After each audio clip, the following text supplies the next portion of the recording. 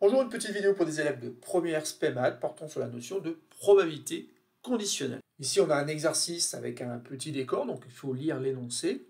Avant de partir en congé, un chapelier étourdi a rangé les 80 chapeaux de sa boutique dans des cartons pour les protéger de la poussière. Mais en oubliant de les étiqueter, 65% des chapeaux sont en paille, c'est un événement qu'on va noter grand L, et les 3/4 d'entre eux sont ornés de fleurs. Par ailleurs, la moitié des chapeaux comporte des fleurs. C'est un événement qu'on va noter grand F. Ici, dans cet exercice, on nous propose dans un premier temps de regrouper ces informations dans un tableau d'effectifs à double entrée. Et enfin, en deuxième consigne, il faudra répondre à des questions de probabilité. On ouvre au hasard donc un carton à chapeau. Petit a, quelle est la probabilité que ce chapeau soit orné de fleurs? Même question, sachant qu'il est en paille. Et c'est là qu'intervient notamment la notion de probabilité conditionnelle. Petit b, quelle est la probabilité que ce chapeau ne soit pas en paille et ne comporte pas de fleurs? Et enfin, petit c, quelle est la probabilité que ce chapeau soit en paille, sachant qu'il est orné de fleurs? Je vous laisse le temps, comme à chaque fois, d'appuyer sur pause et ensuite de répondre à ces consignes avant de vérifier que vous avez bien compris à travers la correction que je donnerai de cet exercice. Passons à la correction de cet exercice. Et dans un premier temps, on nous propose de regrouper ces informations à travers un tableau d'effectifs à double entrée.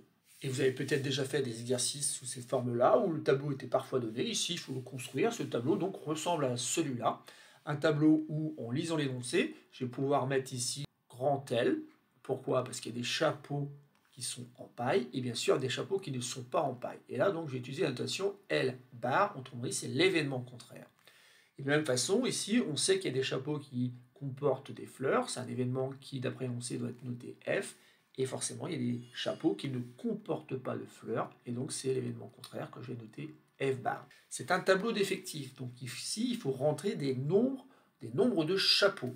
Que sait-on? On sait déjà qu'il y a 80 chapeaux. Donc, je commence déjà par mettre 80 ici, puisque c'est le total des chapeaux. En relisant l'énoncé, j'apprends que 65% des chapeaux sont en paille. Donc, il faut faire le calcul, 65% de 80. Ou encore 0,65 multiplié par 80. Bon, avec la calculatrice, on trouve assez vite que ça correspond à 52. Donc, il y a 52 chapeaux qui sont faits en paille. Donc, 52, je le mets ici. Ensuite, je continue et les 3/4 d'entre eux sont ornés de fleurs. C'est-à-dire qu'il va falloir calculer les 3/4 de 52. Et les 3/4 de 52, ça fait 39. Donc, ça veut dire que 39 des chapeaux qui sont en paille comportent aussi des fleurs. Et donc ici, je vais mettre 39.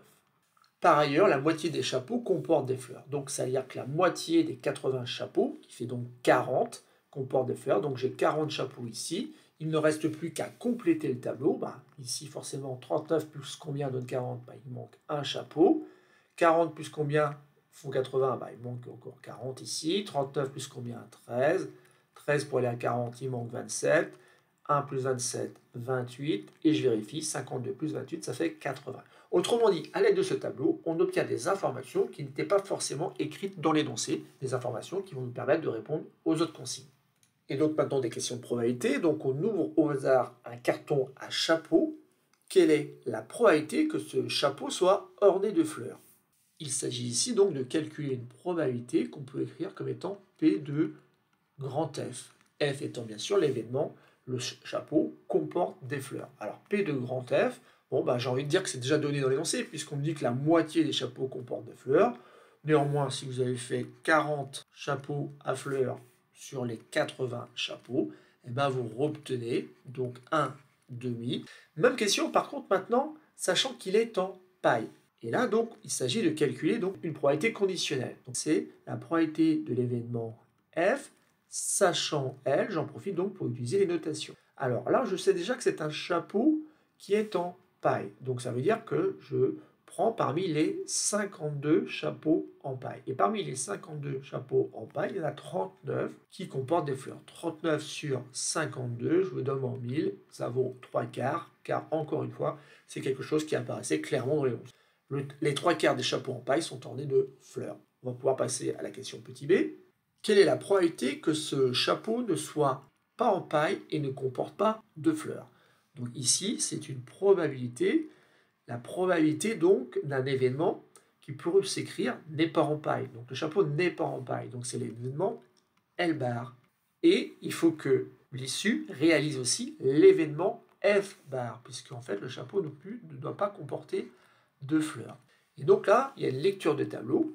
Il faut regarder le nombre de chapeaux qui ne comportent pas de fleurs et qui ne sont pas en paille. Et on a trouvé qu'il y en avait 27. Et donc ça fait 27 sur 80. 27 sur 80, c'est la probabilité de cet événement. Ce résultat, on va le laisser tel quel. On n'a pas besoin d'aller chercher combien ça vaut à l'aide de la calculatrice. C'est un résultat en écriture fractionnaire. Et donc une fraction ici qu'on ne peut pas simplifier. Et enfin, donc dernière question de cet exercice. Quelle est la probabilité que ce chapeau soit en paille, sachant qu'il est orné de fleurs? Donc là, on a affaire à un calcul de probabilité conditionnelle. Et ce qu'il faut repérer dans la phrase, c'est le sachant que. Sachant qu'il est orné de fleurs. C'est-à-dire qu'on a une probabilité qu'on pourrait écrire sachant F. Quelle est la probabilité qu'il soit en paille? Donc c'est la probabilité de l'événement L, sachant F. Donc on sait déjà que c'est un chapeau qui comporte des fleurs. Donc il y en a 40, on peut commencer par ça. Et parmi ces chapeaux qui comportent des fleurs, il y en a 39 en paille, donc ça fait 39 40e. Et là aussi, c'est un résultat qu'on peut très bien laisser comme ça, sous forme fractionnaire. Donc je mets juste en évidence le fait que P de L sachant F, c'est pas la même chose que P de F sachant L. Ce sont deux probabilités dont l'écriture peut se ressembler et qui n'ont rien à voir. Ici, c'est la probabilité que le chapeau comporte des fleurs, sachant qu'il était en paille. Et ici, quelque part, c'est l'inverse.